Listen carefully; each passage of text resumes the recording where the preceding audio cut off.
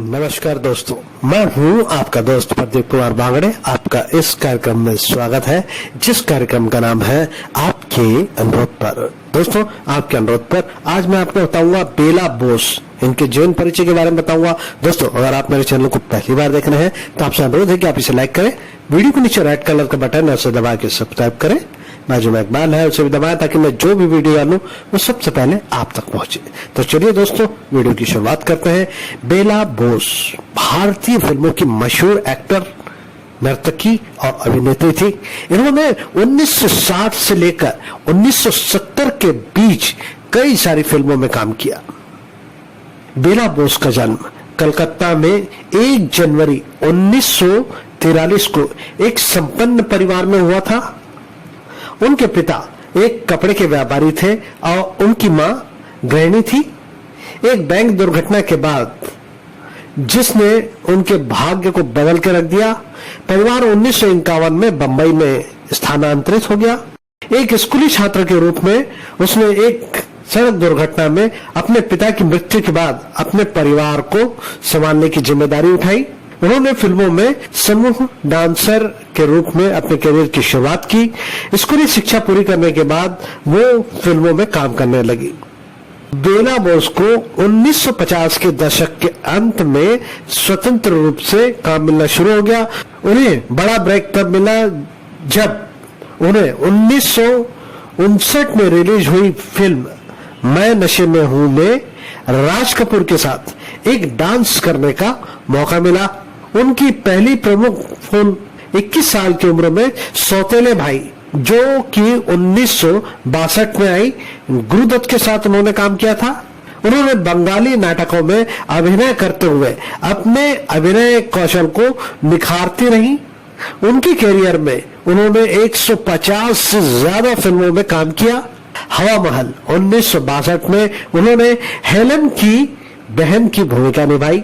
बेला बोस को अक्सर खलनायिका की भूमिका के लिए बुलाया जाता था। वास्तविक जीवन में बेला जी रूढ़िवादी, पर्दे पर स्विमिंग सूट पहनने से मना करने के कारण उन्होंने बहुत बड़ी बड़ी फिल्में छोड़ दी।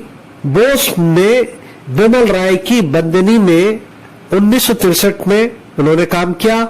इसके अलावा एफ.सी. मेहरा की प्रोफेसर 1962, आम्रपाली, आत्माराम की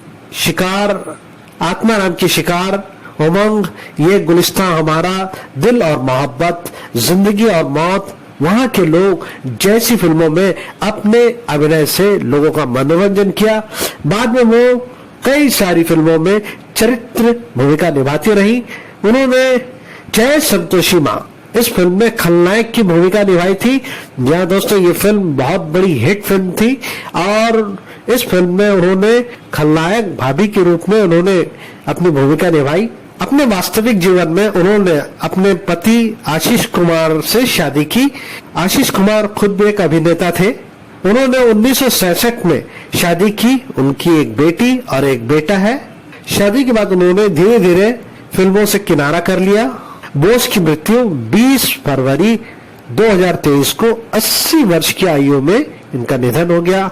इनके कुछ महत्वपूर्ण फिल्मों के नाम मैं आपको बता देता हूँ। 1959 में आई मैं नशे में हूँ, चिराग कहाँ रोशनी कहाँ 1959, एक फूल चार कांटे 1960, चौधरी कर्नल सिंह, छोटे नवाब, ओपेरा हाउस, प्रोफेसर, सौतेला भाई, हवा महल, प्रेम पत्र, अनपढ़, बंदिनी, जिद्दी जो कि 1964 में आई थी, चित्रलेखा, मामा जी, हम सब उस्ताद हैं, पूनम की रात, टाजन दिल्ली आता है, बॉक्सर, नींद हमारी ख्वाब तुम्हारे, दिल ने फिर याद किया, CID 909, बहारों के सपने, अनीता, शिकार, फरेब, जब याद किसी की आती है, जीने की राह, अभिनेत्री, भाई हो तो ऐसा, दिल दौलत दुनिया, जय संतोषी मां,